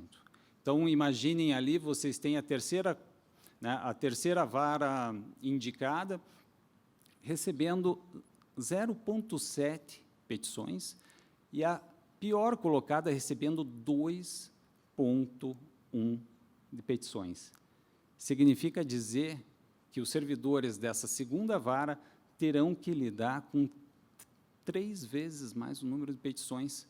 Então, percebam também que a mediação é boa não só porque resolve a vida das pessoas, ela também contribui com um efeito colateral, que não é o primeiro efeito que nós queremos, mas é um efeito produzido, que é justamente a melhor gestão judiciária. E aqui, homenagem ao nosso querido, né, Frank Sander, da Justiça do Trabalho, Rogério Neiva. Nós precisamos pesquisar, né, por que há alguma resistência em conciliar. E Rogério fez isso de uma forma brilhante. Eu sugiro, quem ainda não leu, leia a notícia e a tese, né, Rogério vai precisar aqui de umas semaninhas, mas para observar, né, que em muitas situações nós temos não só reclamantes, não só reclamados, que acabam desperdiçando belíssimas oportunidades de fechar um acordo, né? Mais as empresas do que os reclamantes, mas é desse tipo, e obrigado, Rogério, pelo estudo, desse tipo de pesquisa de dados que nós precisamos para vencer esse segundo desafio. O terceiro desafio é a educação, é a formação, como aqui já foi referido, né? Embora a gente saiba que a mediação funciona, a gente saiba que os tribunais estejam certificando os seus juízes e servidores, a gente saiba que esses profissionais formados estão realizando um excelente serviço, né? Nós temos que seguir e nós temos muito, mas muito o que fazer. E aqui, doutor Rafael, advogados e juízes e servidores e procuradores, temos muito, mas muito que aprender. Nós temos que aprender sobre negociação, nós temos que aprender sobre mediação. Afinal, o mediador é um facilitador, ele auxilia as partes na negociação. E os advogados, em especial, precisam saber disso, porque eles não só podem, como eles devem usar o mediador. Eu vi isso nos Estados Unidos, como eles se preparavam, não só para a instrução, e eu pergunto isso aos meus alunos, advogados recém-formados, vocês se preparam mais para instruir ou para conciliar um processo? E a resposta maciça é para instruir. Então, vejam, a nossa cultura do litígio aqui, ela é muito forte, nós precisamos, então, pensar exatamente, né, em não só fazer a nossa parte, justiça do trabalho, juízes e servidores, mas incentivar, trazer os advogados para esse, vamos dizer, esse novo mundo. É por isso que eu insisto tanto, os nossos NUPEMECs, eles precisam fazer o que nós estamos fazendo aqui, abrindo o evento. Nós precisamos dialogar, nós precisamos saber qual é a dor dos advogados, do nosso público-alvo, dos jurisdicionados. Não basta somente nós termos mediadores formados e éticos, nós precisamos que haja essa capacitação, né, e essa nova visão do futuro. Vejam só, juízes, né, nos Estados Unidos não são mais só agentes políticos decisores, são gestores de processos, né, e nós estamos caminhando nesse sentido. Ao fazer triagem, ao encaminhar um processo para a Sejusc, ao elaborar uma pauta temática, nós estamos gerindo a nossa forma de entregar justiça, que não é só mais decidir quem está certo, quem está errado, quem é culpado, quem é inocente, é proporcionar a solução mais adequada àquele conflito. E os advogados devem seguir isso também, e isso já é observado não só nos Estados Unidos, mas em outros países. Aliás, foi, inclusive, objeto, né, de um estudo que eu já vou reportar um pouquinho mais à frente, né. Há essa necessidade de formação. Como a gente vem fazendo aqui, né, eu trouxe alguns prints de cursos que foram oferecidos, né, trouxe aqui o relatório de atividades da INAMAT, com suas 2 edições nacionais de cursos de formação. Só a INAMAT formou 5% de toda a magistratura nacional, fora o trabalho que as escolas regionais vêm fazendo e vêm fazendo com excelência. E aqui fica a nossa homenagem a todos os professores que participaram, né, inclusive ali a nossa querida Wanda, que infelizmente não pôde estar aqui conosco e aqui é homenageada. Então, percebam que a formação é o que nos une, juízes e advogados. Nós precisamos de conhecimento, nós precisamos saber por que há esse cumprimento espontâneo de tantos acordos assim. Nós precisamos saber, e os advogados precisam ter essa conscientização de que novos nichos estão se abrindo na advocacia dita negocial. Nós teremos amanhã Diego Falec, um dos maiores experts em EIDR aqui no Brasil, exercendo a advocacia negocial, né? O advogado gladiador, aquele que briga, que luta, atua num flanco, e aí entra o advogado negocial, com as suas habilidades de negociação, dominando empatia, dominando rapport, dominando BATNA, ZUPA e todos os conceitos que a teoria da negociação tem para nos explicar. Então, há um novo desafio que se coloca, sim, a advocacia, né? Eu trago a vocês não só um documento da ABA norte-americana, mas, para que a gente não fique na patriotada norte-americana, eu trago aqui a vocês um estudo que foi feito pela FGV recentemente, uma pesquisa qualitativa, uma pesquisa quantitativa, e nessa pesquisa qualitativa se apurou que o mercado exige cada vez mais novas habilidades do advogado. Não é protelar o processo, muitas vezes, mas sim é resolver o conflito, como vocês acabaram de ouvir, doutor Rafael. É isso que muitas empresas estão indo atrás na sua advocacia. Nos Estados Unidos, as empresas já descobriram se litigar é caro, se uma decisão pode ser muito custosa, se a mediação ali também pode ser frustrante, por que a gente não traz isso para as empresas? E já existem as tais empresas, as Dispute-Wise Enterprise, né? As empresas sábias em disputa, trazendo conhecimento em comunicação, em negociação, em mediação para os seus colaboradores, e não só na base da pirâmide, mas também e especialmente aos seus líderes, porque ser líder é resolver conflito.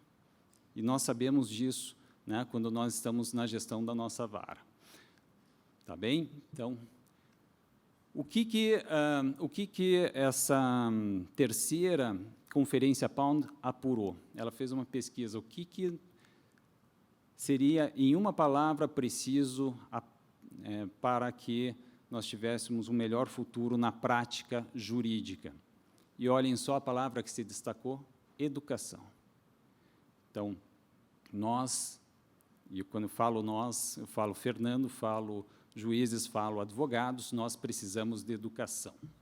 E isso vai trazer essa mudança de cultura que nós precisamos, a mudança da cultura do litígio para a cultura da paz. Nós precisamos também repensar a profissão, os mediadores estão fazendo essa pergunta, e nós vamos fazer essa pergunta também, né? Qual é o nosso papel como mediadores aqui? Porque, afinal de contas, eu gosto muito de uma palavra que eu ouvi de um professor, litigation, né? A mistura entre litigância e negociação, né? Nós temos essa palavra para definir que o processo não é um processo judicial para ferir mérito. Na verdade, em países como os Estados Unidos, o processo é uma extensão do processo de negociação. O ajuizamento de uma ação serve apenas para alavancar ou não uma das partes durante a negociação, e elas continuam, né, como eles dizem lá, bargaining in the shadow of the law, continuam negociando à sombra do direito, à sombra do juiz. E é isso que nós precisamos ter aqui, porque muitas vezes nós vemos advogados com aquele receio de parecer que estão numa posição frágil só porque querem negociar. E aí fica, né, aquela questão: quem faz a primeira proposta? O senhor ou eu? E vejam que nós estamos, né, nesse momento aqui, engatinhando ainda, indo da conciliação para a mediação, aprendendo técnicas, fases de mediação. E eu ouso dizer, me perdoe a língua portuguesa, que nós estamos com um processo de mediciliação, né, um processo em que nós estamos indo a fundo na mediação e trazendo aquilo que nós temos de bom na mediação para a conciliação, e produzindo efeitos bastante interessantes também em termos de eficácia. Vamos falar também de um outro desafio, e eu vou passar direto aqui, porque, com todo respeito, eu não tenho mais nada a acrescentar depois do que Colin Rule nos falou e o próprio Dr. Travain nos trouxe. Esse é um desafio que nós temos, e muito, ministra Kátia, realmente o acesso digital, né, o analfabetismo digital pode ser um fator limitante, sim, por um lado, mas eu defendo também que pode ser uma porta de acesso à justiça. Quantos e quantas audiências, fora ou dentro da pandemia, nós fizemos, em que a parte lá no seu sítio, na beira da estrada, dentro de um caminhão, acabou tendo seu acesso à justiça e saindo feliz e satisfeito, não com um acordo, mas com o tratamento que a justiça lhe dispensou. Então, não vou falar aqui sobre tecnologia, vocês me perdoem, aqui, né, até cito o professor Colin Rule, para dizer que nós temos, sim, que tomar atenção, nós não podemos desconsiderar a tecnologia num país como o Brasil. Isso é muito perigoso, mas é perigoso também ignorar a tecnologia, porque o mundo lá fora continua evoluindo. O mundo lá fora já tem mais de 200 law techs, né? E eu vou aproximar aqui a vocês, estas são as que atuam na área de resolução de conflitos, inclusive de conflitos trabalhistas, com algumas fazendo, e muito, dinheiro. Então, nós não podemos descartar o estudo da tecnologia. Muito bem. O desafio relacionado ao governo é mudar essa cultura que nós temos aqui de ter a judicialização, né, como o nosso centro, a judicialização como o nosso sol, como se as demais formas de resolução de conflito fossem alternativas a uma decisão judicial, a uma sentença. Nós temos que mudar esse centro para que nós pensemos em resolução de disputas e que a judicialização seja uma dessas formas adequadas. Nós defendemos, nem todos os processos são conciliáveis, nem todos os processos são mediáveis. Nós precisamos que processos sigam adiante, inclusive para firmar jurisprudência, para se consolidar em lei e termos um impacto na sociedade. Mas a pergunta que fica, será que todos os processos são sentenciáveis? Então, esse é o nosso desafio, a mudança da cultura do litígio para a mudança da cultura da paz. Sandra Connor, primeira-ministra da Suprema Corte, dizia exatamente isso, os tribunais não deveriam ser o primeiro lugar onde as pessoas tentam resolver os seus conflitos. Isso deveria ser feito depois de experimentadas as demais formas de resolução de disputas, e é isso que nós temos visto em diversos países que adotam a tal política dupla de acesso. O que essa política dupla de acesso significa? Oferecer serviços de mediação e mediadores formados e éticos. Então, vamos fazer uma brincadeirinha aqui com o nosso painel, né, para trazer a vocês que diversos países já estão estudando se a mediação não deve ser um requisito ou uma etapa da judicialização, e eu sei que muitos aqui terão a coluna, né, arrepiada agora, lembrando das famigeradas comissões de conciliação prévia, mas não é disso que nós estamos falando mais, felizmente. Nós estamos falando de mediação de excelência. Vejam aqui que o Brasil, os Estados Unidos e outros países adotam o sistema do opt-in. As partes aderem à mediação se assim quiserem. Alguns países estão invertendo a lógica. A Itália, onde o nosso direito processual é muito forte, né, é muito baseado, a Itália adotou o sistema do opt-out. Olha, você está em mediação, você pode sair dela, mas primeiro você vai aprender o que é mediação numa sessão com o mediador. Se você não gostar, você volta para o processo. E os índices de satisfação têm sido muito grandes. E se isso parece coisa do outro mundo, a Turquia adotou nos seus processos trabalhistas também com um alto grau de satisfação. A Inglaterra, Grã-Bretanha, melhor dizendo, o Reino Unido, adotou o sistema das propostas de acordo, para tentar trazer uma seriedade maior na negociação. Quer dizer, se o resultado final de uma sentença for inferior ao que você pediu para acordo, você passa a ser responsável pelas custas e honorários daquela diferença. Tudo de forma a tentar trazer um compromisso maior por parte, né, dos litigantes e dos advogados. Então, o que nós buscamos aqui, né, é a mediação de excelência. É isso que a Justiça do Trabalho vem querendo fazer ao longo do tempo. Nós temos a nossa política pública baseada em duas pernas. A primeira delas, a da formação, curso de 100 horas é necessário, e nós temos também a ética, como previsto nos 2 anexos da Resolução 174. É isso que nós queremos entregar. E aí vamos falar rapidamente sobre o uso. Como nós estamos usando a mediação, quais são os processos em que nós estamos fazendo isso? Nós estamos engatinhando ainda, nós estamos trabalhando com triagem, com montagem de pauta, nós estamos tentando trazer algoritmos para selecionar os casos mediáveis, né, e nós estamos tentando saber para onde nós vamos. Tá? Será que nós estamos indo para núcleos de justiça 4.0? Será que nós estamos caminhando para sejusques virtuais, como alguns regionais vêm trazendo? Será que um dia teremos, né, o nosso metaverso fazendo audiências de conciliação? Não dá para saber, não dá para saber. O que dá para saber é que o processo hoje já não é mais aquele de quando eu entrei na magistratura 25 anos atrás, em que ser juiz era despachar, fazer audiência e sentenciar. Hoje, é perfeitamente possível que nós tenhamos não multiportas, mas múltiplas faixas em que as partes possam explorar a negociação, a arbitragem, a mediação, mesmo a extrajudicial. Na judicialização, nós teremos aí a conciliação, nós teremos a mediação judicial e a decisão judicial. Então, percebam que hoje o espectro é muito grande. Então, se a gente vai falar, doutor Travain, em Med-Arb, nós vamos falar em Med-Lit, de litigância, nós vamos falar em Med-Arb-Med, nós vamos falar em várias formas híbridas, né, em formas várias híbridas. E, para terminar, pessoal, o que nós precisamos fazer? Integrar todos esses desafios. Nós precisamos aliar políticas públicas com pesquisa de dados, com formação, com tecnologia, para oferecer o melhor que nós podemos oferecer. Eu pergunto aqui, especialmente aos juízes, né, qual foi a última vez em que vocês foram elogiados por uma sentença em que vocês deram?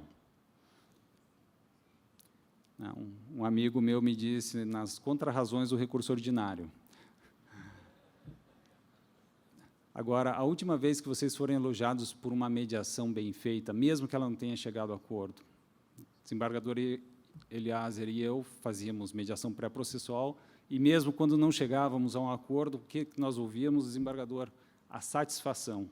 Obrigado por nos ouvirem, por nos receberem. Então, eu vou encerrando por aqui, mencionando esta obra Justice is Conflict, Justiça é Conflito, onde Stuart Hampshire fala de algo que me tocou muito esse ano, talvez é o que mais tenha me tocado nesse ano 2022. A gente pode passar semanas aqui discutindo o conceito de justiça universal. E os povos, as culturas, as religiões, cada qual terá a sua definição, e nós não vamos chegar a um consenso. Agora, você pode pesquisar nos diversos povos, nações, tribos e culturas, o que todos eles clamam por justiça no procedimento. Justiça no procedimento de resolução de disputas, equidade. Então, quando nós estamos fazendo uma mediação de excelência, um mediador formado, um mediador ético, nós estamos entregando justamente a justiça nesse procedimento. E é por isso, né, que nós não fazemos mediação buscando o acordo por si só, mas buscando principalmente uma decisão informada e obtendo, né, até onde a minha vista pode alcançar, ampla satisfação no procedimento. Muito obrigado a todos, tenham todos um bom almoço. Ministra, eu devolvo a palavra.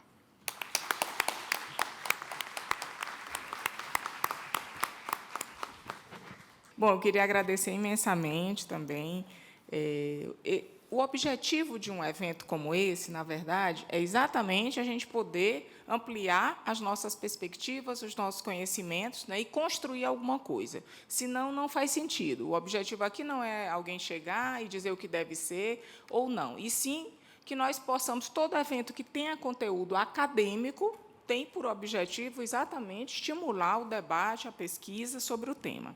Então, nesse aspecto, eu queria informar que, na gestão do ministro Emanuel, foi criada, eu não estou lembrando exatamente o nome que foi dado, foi agora em maio de 2022, e o ministro Lélio Bentes, como futuro presidente do TST, tem interesse em ampliar todas as pesquisas e os grupos de pesquisa que tenham por objeto soluções judiciais, ou, melhor dizendo, políticas judiciárias, né, políticas, e aí envolvendo um aspecto mais amplo, políticas judiciárias para contribuir com a Justiça do Trabalho e talvez até contribuir com os outros ramos, afinal de contas, por centenas de vezes já saiu da Justiça do Trabalho propostas que auxiliaram os outros ramos do Poder Judiciário.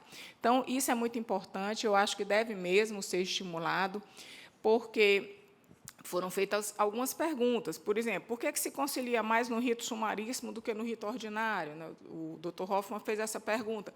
É uma pergunta que nós podemos fazer e, a partir das respostas alcançadas, auxiliar nesse processo, né, de ampliação. Por outro lado, estávamos eu e o doutor Rafael Lara aqui conversando e pensando assim, bom, se não é papel do advogado o advogado tem um lado, né, foi isso que disse o doutor Rafael Lara, por outro lado, também o juiz, ele não é papel dele querer agradar, né? O papel do juiz é julgar da maneira mais imparcial possível. Então, cada um tem uma função que é diferenciada. E nós temos o processo de conciliação, que está dentro do processo judiciário, e a mediação seria fora. Então, o mediador jamais poderá ser o mesmo julgador, porque, senão, não faz sentido a mediação. Então, são tantos aspectos que nós devemos aprofundar, né, até para ver quais são as possíveis soluções, que eu realmente acho que esse é um tema que terá que ir para esse grupo de pesquisa. Eu não sei se o nome é grupo de pesquisa ou o doutor Ney não está aqui, porque ele auxiliou nisso. Esse grupo que deverá estudar essas possibilidades. E eu tenho algumas dúvidas, e várias, aliás, porque, por exemplo, a lei exige como um acordo para o ajuizamento de dissídio coletivo, que poderia ser uma possibilidade exatamente de sentar, conversar, dialogar, e nós vemos que boa parte das empresas brasileiras se recusam até a fazer esse processo anterior à instauração do dissídio coletivo. Então, esse exemplo do dissídio coletivo é um caso que parece não estar funcionando. Então, como fazer, né? Como fazer com que funcione?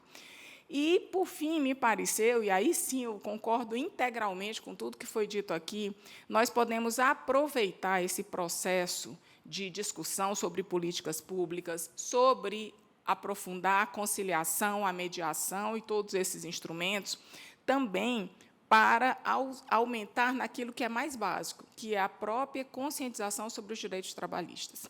O que são os direitos trabalhistas, quais são esses direitos e que papel fundamental esses direitos têm na construção de uma sociedade digna.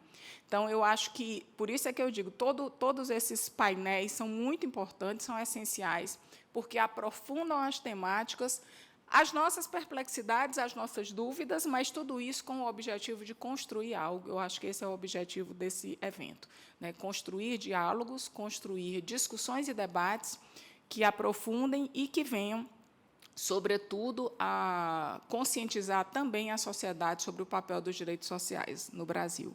Então, com isso, eu gostaria de agradecer imensamente aos nossos 3 participantes, né, que abrilhantaram esse evento, como parece ter sido todo o evento. Infelizmente, eu não pude participar de todos os painéis por causa dos compromissos.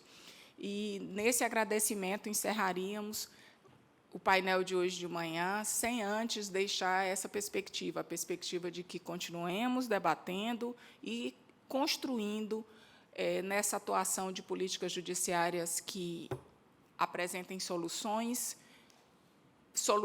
de preferência consensuais, mas que apresentem soluções para, cada vez mais, engrandecer a justiça do trabalho e os direitos sociais. Muito obrigada a todos vocês.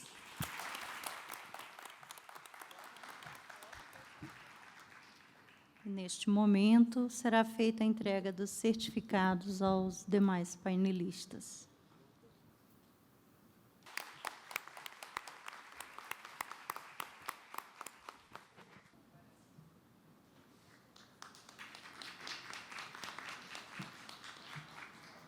Com a devida autorização, agradecemos, em nome da organização, a participação de Sua Excelência, a senhora ministra Kátia Magalhães Arruda. Neste momento, teremos o intervalo para o almoço e retornaremos pontualmente às 14 horas. Boa tarde.